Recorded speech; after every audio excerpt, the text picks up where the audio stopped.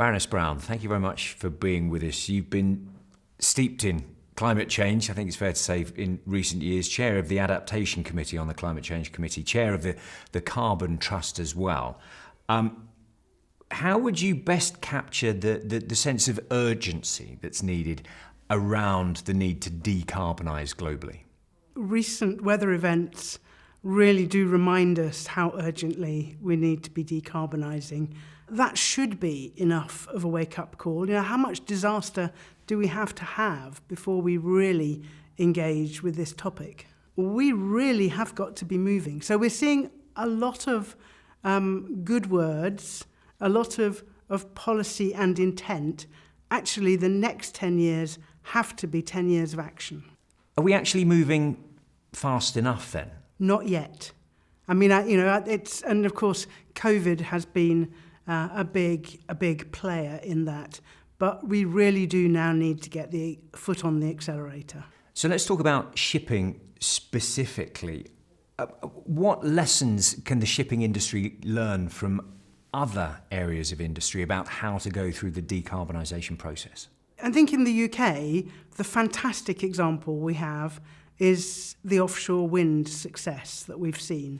In a period of something like 7 years, we've seen the price of offshore wind come down from £120 per megawatt hour to under £40 a megawatt hour. That's been a phenomenal journey. There's been all sorts of support in terms of joint technology development and collaboration and supply chain support.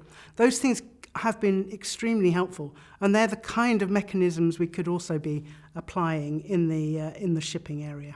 So you really think that there could be some real economic opportunities in going through the decarbonisation process? I think there are real opportunities for the UK.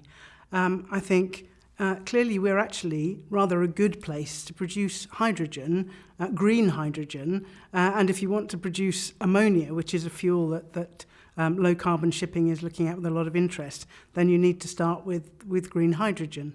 So we've got the potential to be producing these fuels, and we've got some of the key players in that low carbon, zero carbon shipping supply chain. So I think there are real opportunities. And when you think that, I think the maritime fuels, the global maritime fuels industry is worth something like 71 billion.